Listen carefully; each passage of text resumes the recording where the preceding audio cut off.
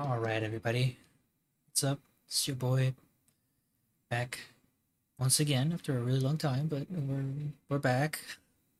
I'm trying to get back to streaming recently, do it a little bit more consistently, and ease myself back into stuff like videos and whatnot. So this is being recorded live on Twitch. Not that I really get a big audience most of the time, but I'll have the link somewhere. I'm trying to stream more often. I am somewhat busy these days, but I'm trying to do better about it. So just drop by and hang out. But yeah, hopefully some guys start coming in and ask some questions and whatnot. Either way, there's the comment section. You guys can always feel free to ask there or hit me up directly on Facebook and stuff. I'm always down to talk about stuff. So what is it? Played Goku Xeno last weekend. Where's the leader? I mean, there's the leader. I would really rather not be using this, but I don't have my list updated on Deck Planet, to be honest, so I'd rather just use what's accurate. So I ended up top 8 with an X2 record because we had an extra round since there wasn't one undefeated left, and I was ninth going into the last round, and I won against somebody, and it bumped me up that one spot. So I'll say who I played against first if I can remember it in order. First, I played against U7. One of my buddies, Ben from San Antonio. Good player. Won that one. Then I played against my boy David Astro Jung. Check Me Fusion. Check them out. If you guys don't know them, I'm sure you do. There's a lot of great players on that team, but he's been putting in a lot of work. So has everybody else on that team. I played against him on Kiku and I beat him. Then I played against my buddy Tony Rodriguez from technically our own team. We haven't been doing the best at keeping up with that, but he was playing Green Goku and I beat him. Then I played Brian Samuel. He's playing Nuova. Punted the crap out of that game because I was having too much fun playing the game and I had a slip of the mind. But I don't even know if it would have been winnable regardless with the way I played. But he was playing Nuova. Probably the Shadow Dragons are probably the hardest matchup for this deck, to be honest, outside of maybe some Anniversary Box stuff support coming out, because this deck shows against things that can clap it back. So there's a lot of decks being supported that are gonna be pretty aggressive. Then I played against, I actually don't know his name, but he was playing Oceanus. He got 9th. Very, very nice guy. Love talking to him. Got a ton of insight out of that match. I lost the game, but I'll talk more about it later. Then round 6, I played against Vegito Black. Actually, don't know the names either because it's the freaking nicknames we were using by the TCG. But again, another really nice guy on that match. Obviously, I won the last 3. But then I played against Apeku. Again, I don't know his name, but somebody from one of my buddy Baden's locals. Very nice guy, very good game. Talk about it later as well. And last I played against Robert Rizzi. He was on Kidku. Did I say Apeku the previous one? Yeah, Apeku. Then Kidku. Pretty standard as well. Robert Rizzi, great player. Very nice guy, believe it or not. Some of you guys, I know what everybody's opinion is of him, but I'm not afraid to say that I personally don't have a trifle with him. I think he's a fine guy. Outside of, maybe some dubious things he might do here and there, but I genuinely like him. I think he's a lot better of a person than a lot of people give him credit for. But anyway, so here it is, obviously. Goku Xeno, if you haven't seen this before. It's just a traditional black overwhelm deck. And apologies if I talk a little slow, this is going to be pretty long. I just want to make sure I do it right first time back doing this. Traditional overwhelm deck. Burst 3, add up to live, draw 1. Really, really good front side effect. 1 and 1 on Awaken. Natural double strike on the back. Gets 5k for every 8 black battle cards in the warp. And then you recycle 4 from the warp to draw 1. It's a really, really strong leader, to be honest, and it was designed in set 11. It just has really good effects. Now, the reason this is pretty playable and actually really good is the Z Extra. It's pretty expensive right now, and it's the reason to play the deck. So when you play it, discard one, you can take up to 2 life, which means you can turbo really fast and do a really aggressive build. And then you recycle a Goku from your dropper warp, which is really broken. So you can get stuff like the counterplay back, you can get stuff like Beyond the Limits back, stuff like the 4-drop back. Very, very strong cards you can recycle. And then whenever you use your leader's effect on the back, you just warp something for free. Wrong. And then, that's not enough. You activate Battle Burst 2, remove it, and then you give any one of your Son Goku Xeno cards 5e and crit. So then, your leader becomes, hey, what's up, Jerry? Doing this deck profile video or whatever. Just trying to record it as I go. Hope you're doing well, man. But yeah, that's basically the reason to play the deck right now over other black decks. Personally, I don't really like Vegito. Whenever you look at the list, it's not like crazy different. There's already things I would change at the moment based on what my experience was. But I'll just go over the cards one by one unless they are like intertwined, relevant with something else. So it's good that Kai is first. I'll try, I guess I'll just try to go over all of them in case, you know, there's somebody new watching this or somebody just interested in the deck and they don't know what the cards do. So very briefly, this Kai is basically a pseudo combo, pseudo super combo. It can become a 10k whenever your hand is really low at 5 or less.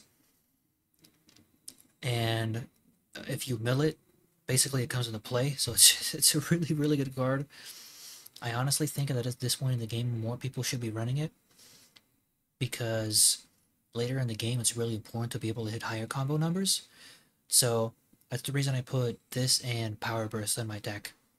As opposed to a token negate. A lot of people that I talk to prefer the token negate, and I just don't really like token negate, and at least specifically in black nowadays, because black already lacks so much defense, and token negates are so easy to get around that I feel like it's better to use Power Burst and have a more reliable hand and defense in that sense.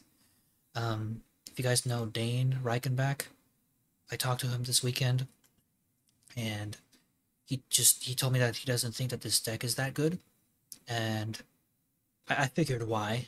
A lot of people probably have this opinion when they think about this deck, and you know, he told me about how he doesn't think that the defense is that good, mostly, and a lot of y'all are looking at this the wrong way, although I can understand why you would think that it's kind of weak. Now, I totally agree. In some senses, black has the weakest defense in the game right now, I would say. Although we have Bardock the Tenacious, which is a Nimbus. But not every black deck can really play this, or any deck in general. You don't have to be a black deck. But it's not the easiest to hit an overarm all the time, right? Like, black has no Floodgate. We don't really have, like, okay, that's a lie. Let me not lie. Petrification is probably the single strongest negate in the game. But defense-wise, that's pretty much the only thing black has going for it. And I'm not really going to count the counterplay too much unless you're playing, like, Vegito Unison, solely for the fact that it's pretty easy to deal with Unisons right now. It's easy to just swing a card at the Unison to start the turn and then put it to one marker, because a lot of them are 1+1. So counterplay is hard to factor in unless your opponent has a play into it or they don't really want to commit the attack to it. Hey, what's up, William? But yeah, Power Burst, and not even pay 1. You're saying pay 1? But yeah, most of the time I end up taking a life for it. I tap out a lot with this deck, or if I'm leaving 1 up, it's not for Power Burst. But yes, 4 Kai, 3 Power Burst. Power Burst is incredible. Again, I use it as my life take negate as opposed to the token negate, because I think the tokens are too vulnerable nowadays. It's too easy to get rid of them. A lot of things like red can negate, green has a lot of effects that just KO.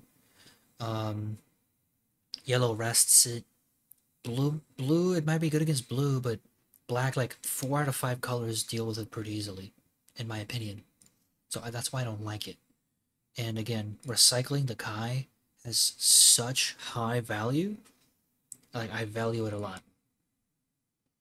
And moving on, Cumber, again, a lot of these are going to be pretty simple because, it's just a good blacklist, right?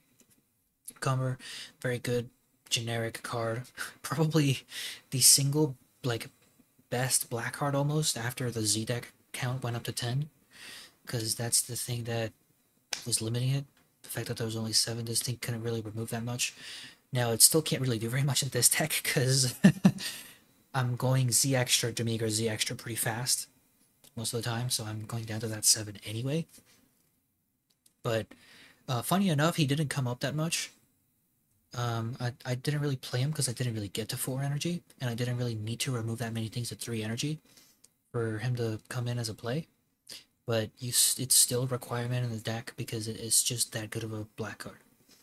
It's really all there is to it. I don't think I would take it to 4. I don't think I need it as much as other decks might. But again, just a really good card. Barrier removal. Counter plays at 3.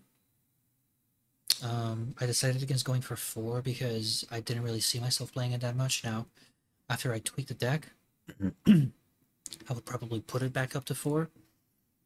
But most of the time, like I said, I'm assuming that people are just gonna take a swing at my unison because I'm playing Demigra. It's a 5k unison. They're just gonna poke it. Now, I don't mind if somebody pokes a swing at it because that's a swing that I'm not taking at leader. And that's really valuable for me as a like extremely aggressive deck, not having to worry about defending. But like everybody else that knows, this card is really strong. Beans leader, remove something, gets his energy. Like it's just a really good card overall. We play 4 Vegito. This deck tries to turbo out Vegito extremely fast, so being able to see it is really good. Now, it's not always going to happen. My deck's at 54. Even between, like, my first draws and my life take and the mills, like, I'm not always going to see him or, like, see beyond all limits to grab him back, stuff like that, but obviously it comes up to 4 because it's a very, very good card. It's what people are citing for. Um, so, it's pretty self-explanatory. This is also pretty self-explanatory. You don't know what this card is. It's an Overwhelm. It's a TP. On play, it replaces itself, and then it comes from the warp. It counts as a Goku or Vegeta because it has both characters for the Vegito Plutara. Extremely strong card. The reason that this is at 4 or in the deck at all is because of the on attack thing. It's very important for me to make that Z energy for free more than anything. I can combo a card from hand if I have to, but making the Z energy is extremely important because most of the time, like if I don't draw Vegito going second, I'm gonna need 3 Z energy. I'm gonna need 1 for the Z extra, and then I'm gonna need 2 for Demigra. So it's a lot of cards out of my hand. This makes it 1 less, which is really, really good. 1 of SGR. I feel like every black deck should be doing this. You don't ever want to include more than 1, but 1 is really good. Can bail you out. Sometimes you might actually use that auto, but it's mostly for the negate. Just having it and having your opponent know that you have it if it's in your drop and warp makes them sequence a lot differently, and it lets you like outplay that as well. It's just a really good card overall. Cumber SCR. I mean, I wouldn't run any other one. I'm a burst deck. Yeah, it's Cumber. It's the best black SCR right now. Come on. I don't think I need to explain this card. But yeah, if you high roll it, it's really good. It's really all there is. I'm not gonna sit here and explain this card. This card I will. If you watch Damien, shouted me out really quick for running this card. Now, it didn't come up all tournament. I'll say that honestly, but it could have come up. That Oceanus game I was talking about, I sat with my opponent after the game for like the rest of the round, like 20 to 25 minutes, and we literally sat there and talked about like 3 entirely different sequences of things we both could have done because I made a misplay where I forgot to warp something with my Z extra effect, and our hand was like so specific, and he top decked his SCR after swinging with leader the next turn. So there was one very specific chain of events that would have let me win the game and come out on top barely, and it included this card because it was my second to last life. It was my second to last life, and if this had been any other card in my deck, I would not have been able to win the game without it. Now, obviously, it has to be very lucky for one of the two copies to be in my life at that point, but it would have made the difference in that specific scenario because it was a 1 for 15k. And there's like, I would have been able to like barely get out of an attack or something like that because of that. And then yes, it does warp. It does warp a battle card from my opponent's drop when all my energy is black. And it also lets me mill up to 4 cards, so that can be kind of useful if I need to do it. Maybe I'll mill a Kai. But I'm not going to be taking this card out of my deck at all. Maybe I'll move it to the side because it's more useful in some matchups. And maybe I'll bump it back up to 3. But if your deck can afford to run it in black, highly, highly, highly recommend playing this card. It's very, very good. And it's very underrated. And I run it for the same reason I run the Kais and the Power Burst, so I can hit higher combo numbers. Because people aren't expecting it. Okay. 2 Supreme Kais of Time.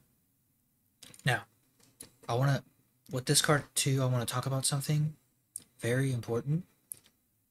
And that is the distinction between Supreme Kai of Time and Petrification. If you are not Hatch, you should not be main decking both.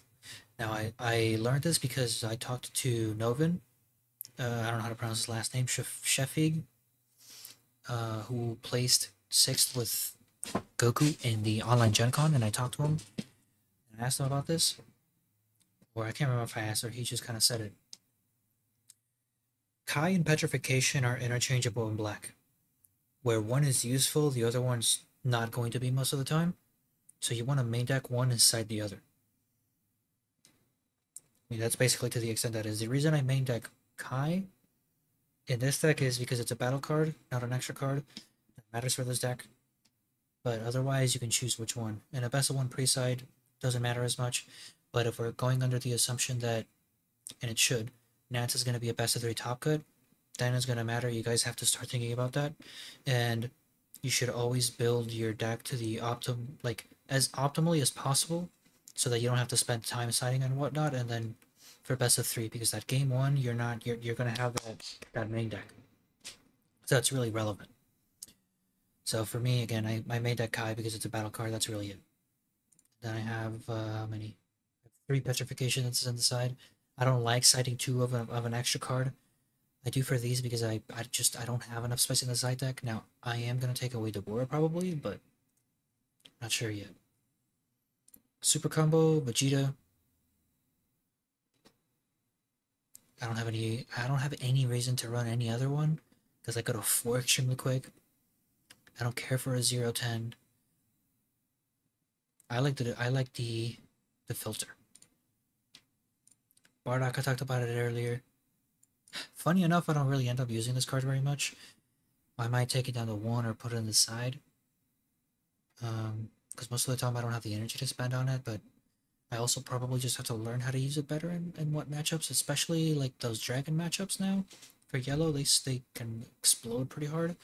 And again, an Anniversary Box is supporting decks like 3Han, Bardock's Crew, Majin Vegeta that are already really aggressive. So maybe this stays like this or even up at the 3. We talked about Power Burst. Another card I don't need to talk about. Some people have been calling for this card to get banned now. I can see it. I think the most broken part about this card is that it's a 30k. Not the actual effect, if I'm being honest. But it did release in Dark Broly time. So I don't know. But again, 4 of, it's a good card. I can recycle it. Adds back whatever I need. Literally, I could start the turn with no hand, draw, not charge, and play as the extra discard, get Goku back, get another overall back. It's really busted in this deck. 2 Vegeta to go to the Goku. Removal. Effect can come in. Again, another card that doesn't need explanation.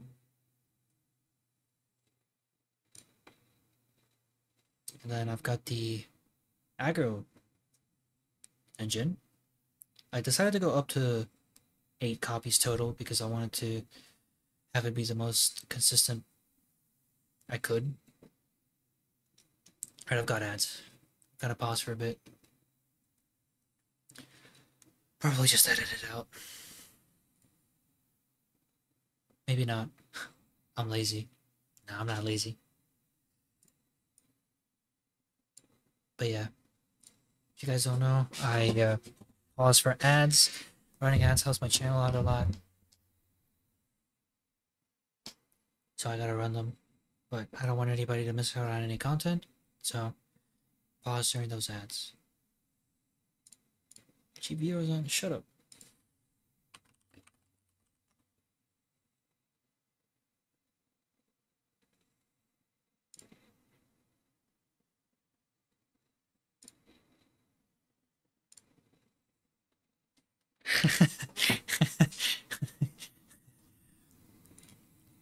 Vanish to the Shadow Realm. Go away.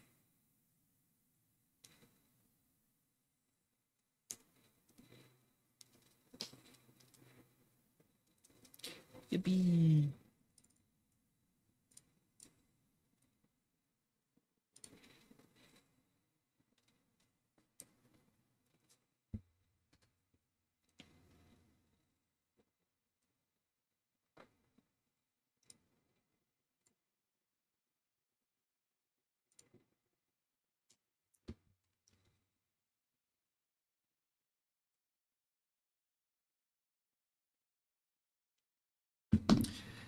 Okay, that we're back. Okay, so continuing on. The Self-Awakener engine, I put it to 8 so that it can be the most consistent. I could run more Self-Awakeners. I don't think I need anymore because I want to play for the turbo, but you don't really need to. The deck can still play long just fine. And that's why I made some of the choices in this deck too, like the Extinction attack. But obviously, I did try to go for that every round. Mostly got it. But yeah, these guys are just life takers. I mean, Goku has the added bonus that if they counter, they warp one.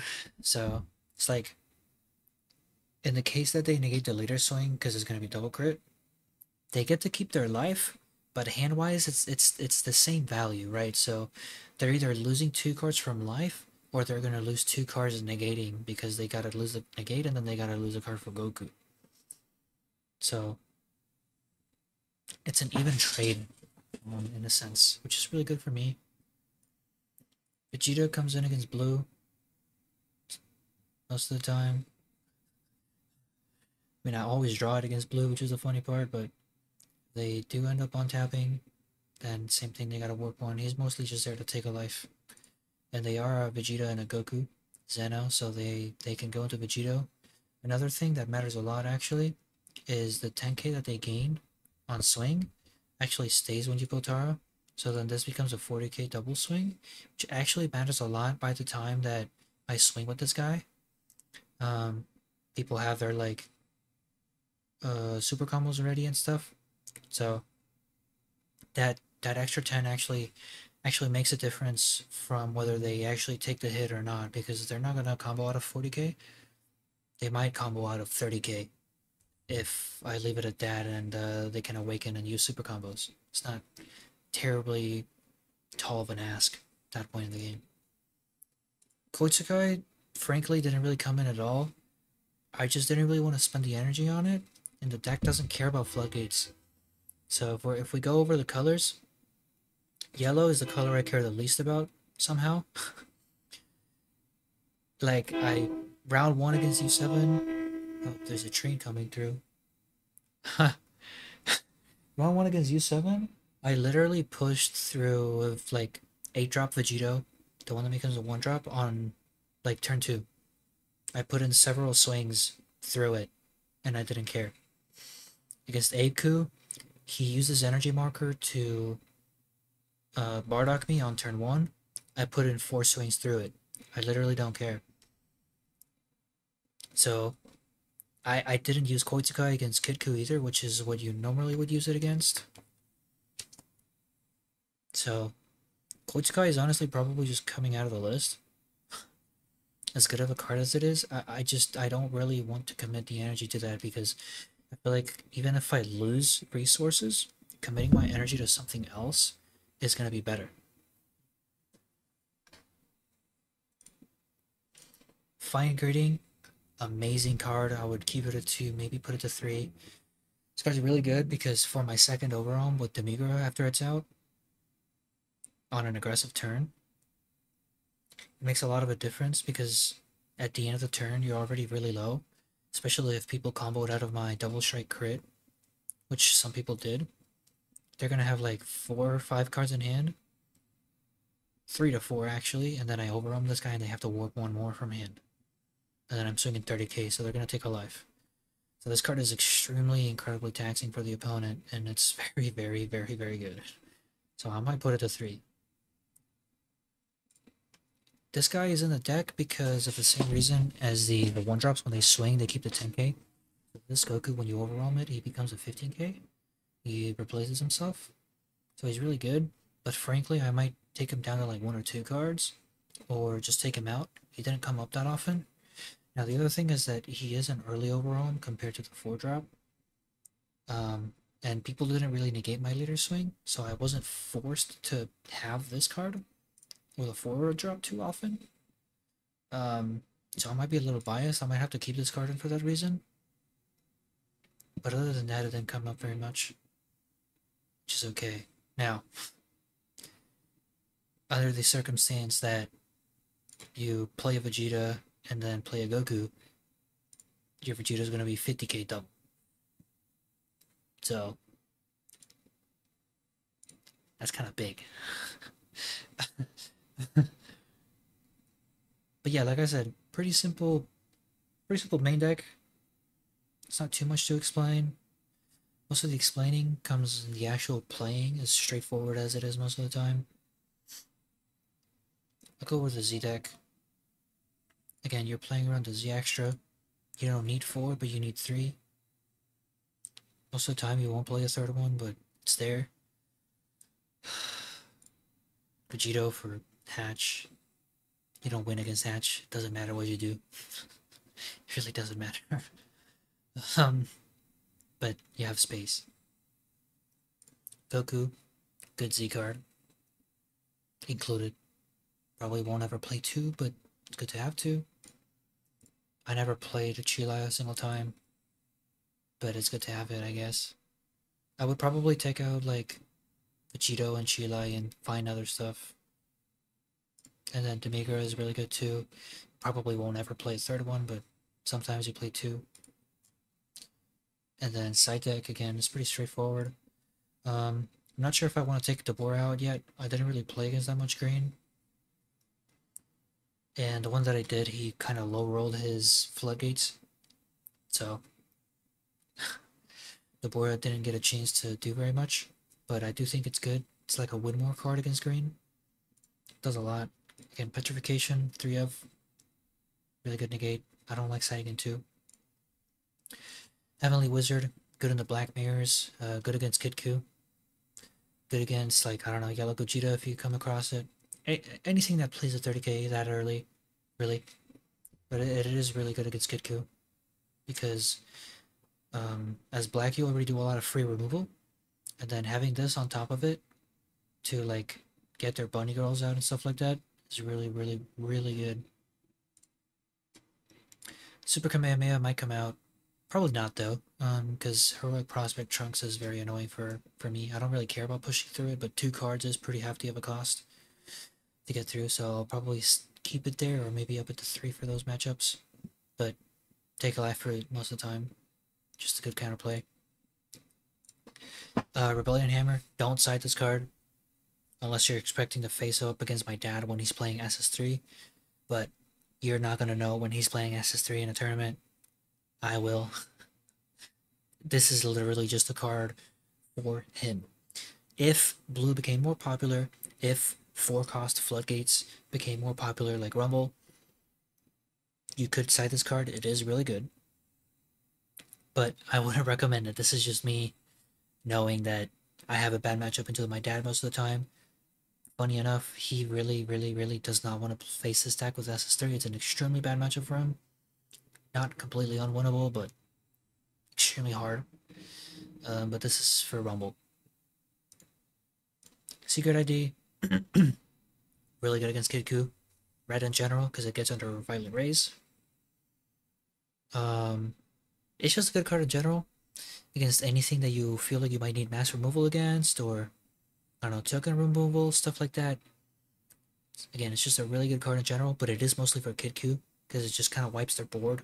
Again, gets that free removal off to then be able to deal with the following Bomo Bunny Go play. And yeah, I mean, look, I mean, that's it. I still probably took a while to do it because I always do, but that's basically the deck. Now,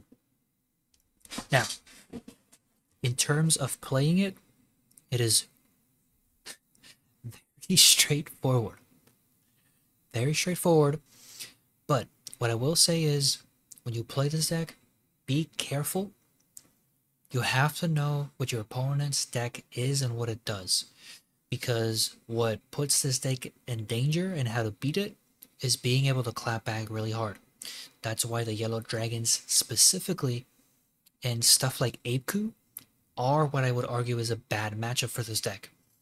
Because if something can defend and then clap back at you really hard, like we said, black doesn't have that floodgate, right?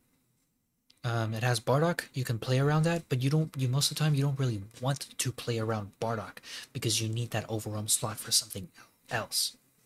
So you have to know what your opponent is going to be able to do against you, so that way you know how to defend and when to use your defensive cards at the proper moments. That's why I was able to go X2 and come out on top, because I knew exactly when I could tap out or when I could be like more careless rather than just doing it because that's what the deck is supposed to do. Like if I did that against Aku, I would have gone my ass clapped and I would have gone X3 or worse, because I knew what that deck does, especially with the new promo, and I knew to respect it. So I was always playing a little bit safer than I normally would, because I did not want to die to that deck clapping back at me. Okay, so I would argue that that's the most important part about this deck. It's like playing Janemba Mill or something. It's more important for you to know what your opponent does rather than what your actual own deck does, because that's what's going to allow you to outplay your opponent and play around whatever they're trying to do to win the game. Now, in terms of playing it again, whenever you draw your 6, you see a 1-drop Vegeta or Goku, you're most likely keeping that hand. Because you don't want to mulligan and not see one. Now, I did it once or twice, I think. I think only once, maybe twice. Once for sure. Where I did actually have to mulligan back a hand that had a 1-drop in it, because I didn't have like any Goku cards in hand to get back from the Z Extra, which you don't necessarily care about, but then your Z Extra is +1 instead of +2, because you're not recycling a card. But if your hand, again, but on that note too, if your hand is good enough, like if you have a 1-drop Vegeta, but then you don't have any other Gokus in hand, but your hand is good enough, like you have overwhelms and stuff like that, I would still keep that hand, because you just don't want to risk drawing into a worse hand, because that's what's really going to mess you up more than anything else. If you have a playable card, like you're gonna take life, you're gonna take 4 life almost immediately, you're gonna draw 1 from leader, you're gonna draw 1 from awakening, you're gonna see a lot of cards to the point where you'll probably see something that's gonna at least help you take that first turn of aggression. Another thing I will say is obviously you want to draw your super combos, you literally don't care if you see them or not. Okay, I'm gonna say that straight up. There's already been games where I mill like 2 to 3 super combos and I don't see the other ones, and it doesn't matter. Okay? As long as you play the deck well, you can probably win your matches. Okay? Literally on Friday, when we saw the devs, when we went to talk to the devs at locals, I played against Legends in the last round, and I lost to myself because I was having fun playing. I milled 3 super combos. Saw the other one, I still should have won the game very easily, even though he saw multiple of the super combos. Like, the deck is that good, you don't care that much, okay? And I'll just lay out word-wise how to play the deck, because I don't want to... It's very simple, okay? It's very, very telegraphed. And after the telegraph, you kind of have to decide how to play the game out from there if you get to that point. If you go first, turn 1, tap 1, play a 1-drop. If your opponent swings at you, you don't take it. You combo a card to make the Z energy for the Z extra, okay? Yes, your hand is going to be like 3 cards. That's okay. It'll go back up. And then turn 2, swing 1-drop, take a life, play Z extra, take 2 life, swing leader, burst 3, take a life, draw. They don't negate it. Awaken, flip, use your Z extra, go to 20 double crit. If you have a super combo or multiple, I would recommend going to 30. But 25 is also a good number because then people have to give you like 4 cards out of their hand, which you're still okay with, but obviously you do want the double crit to go through. So I always combo a card or 2 to make sure I get to that 25 or 30 number. That way people get really crippled if they want to combo out of it, because they're not going to be at 4 life yet. You're probably putting them to 5 with a double crit, okay? Then after that, you want to basically... Okay, if you go first and you have Vegito, you're going to be able to do Demigra and Vegito. If you have them. If you don't have Vegito, then your options change a little. You can maybe Demigra and Overwhelm Bardock if you drew him. You can just lay out another Z extra. Or you can just hold your energy for a Power Burst or Extinction or the Kai Negate. So going first is a little more flexible. Going second is not. Going second, you're using that first energy to play the 1-drop and swing with it. You're using your energy marker immediately to play the Z extra. So it's the same exact sequence, except you only get to do one. You only get to do Demigra or Vegeta. Okay? It's the same exact sequence. Play 1-drop, swing with it, take a life, combo something. That's another thing I forgot to mention. If you go second, you're obviously going to have to combo on the 1-drop swing to make the Z energy for the Z extra. Then you play the Z extra, swing leader, make it 25 double crit or 30k. Overwhelm, swing, make another Z energy, that's your second one. And then you go into Demigra, Overwhelm again. One thing I will mention is people aren't awakened at that point, and they normally... So people normally want to get value out of their awakened, right? So they're, even if they're at 4 or less life, when you swing Demigra and combo something, they're just going to give you 1 card or take the hit. Because they don't want to just awaken on the last swing of the turn. So that's one thing I've been doing that's been really, really good. You're trading a card with your opponent, which is better for you than it is for them. Because people at that point in the game, they're not going to be able to play as big cards as you can, so it's going to be easier for you to defend. And then again, from there on, it's flexible. You can do whatever. Most of the time, you're going to want to see Vegito. If you have Vegito, you're going to play Vegito. If you don't, then you go for Demigra. It's very straightforward. That's it. That's literally it. But yeah, straight gas stack, no brakes. I don't know if anybody here has any questions. I know William's here. I don't know if anybody else is. But yeah. Like, I can't think of any other advice to give with this deck, because it comes from you playing the deck and you knowing the game. Literally, the only reason I was able to get the result that I did was because I knew my opponent's decks, like, as good as I knew mine. And the reason I didn't win against Nuova and Oceanus is because I didn't know those decks as well. Now, it is going to be a bad matchup either way, but Like, I still learned so much from the Oceanus game, like I said, because my opponent was such a good guy. Honestly, I feel bad that he placed ninth, but like he and I just sat there and we went back and forth, throwing ideas around about how we both could have done the game. And based on how we both approached that game, if I played it correctly, I would have come out on top. Pretty sure. So, like, it matters a lot. Damn, it'll take me a while. My throat hurts. I've been talking a lot today. Yeah, if nobody in chat has any questions, probably just cut it off here and then leave it to the comments on YouTube to drop any questions or forever whenever I put it on Facebook and stuff like that.